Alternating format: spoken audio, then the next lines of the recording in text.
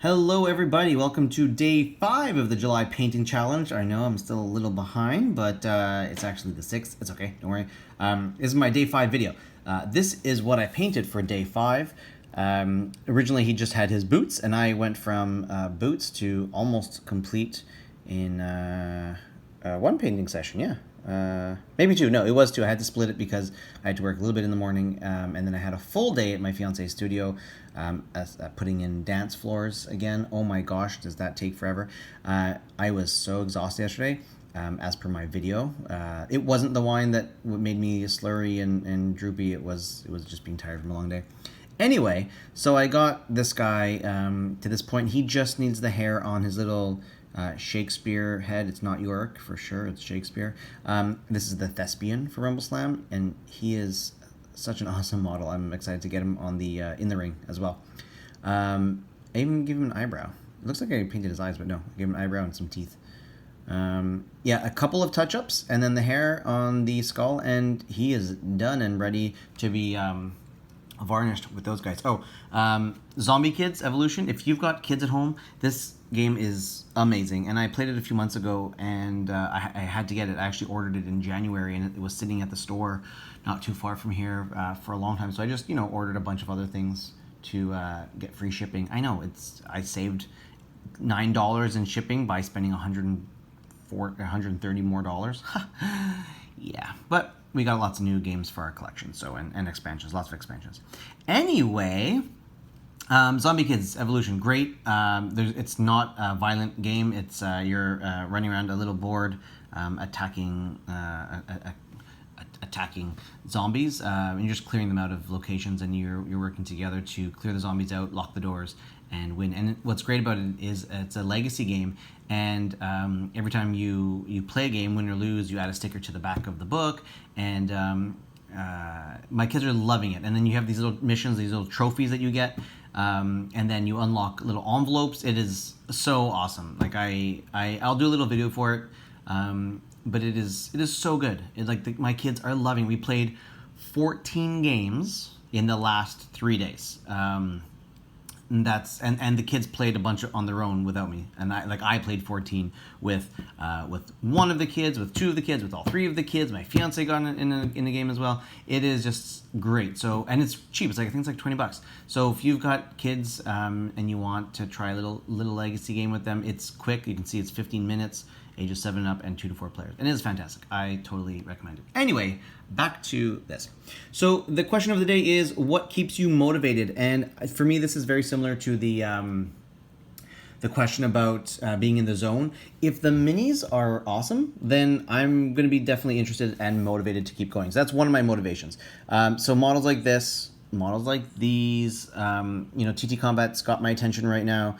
Loving the sculpt, so I'm quite motivated to paint, and it makes me very happy to do so.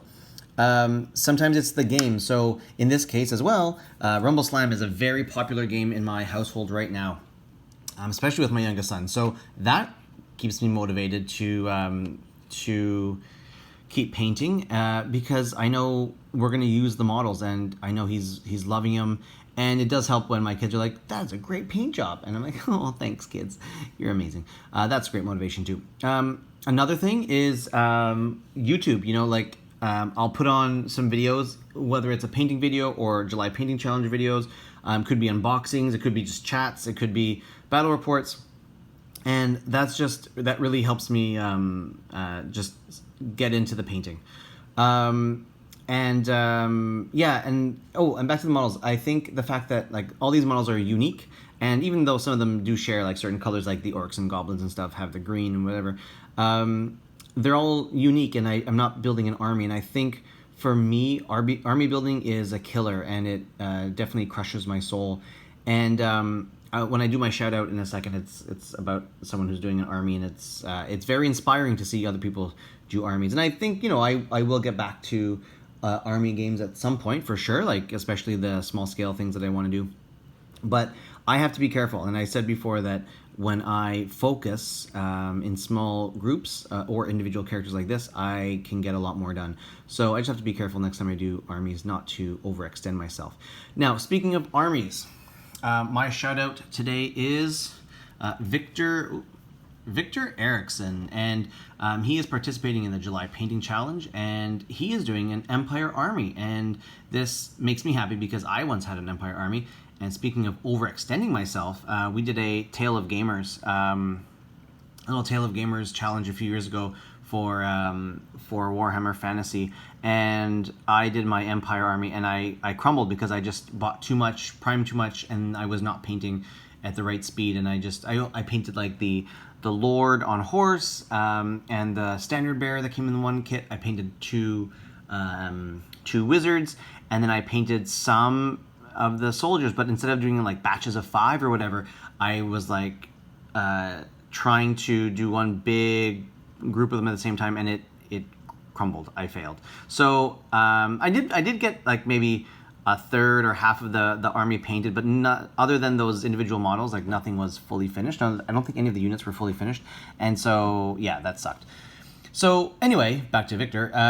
He's been on YouTube for a while, but he's only got 14 subscribers, so we need to up that. All right, folks, I want you to go and subscribe to him and watch these videos for July Painting Challenge. He's got a cool color scheme going on.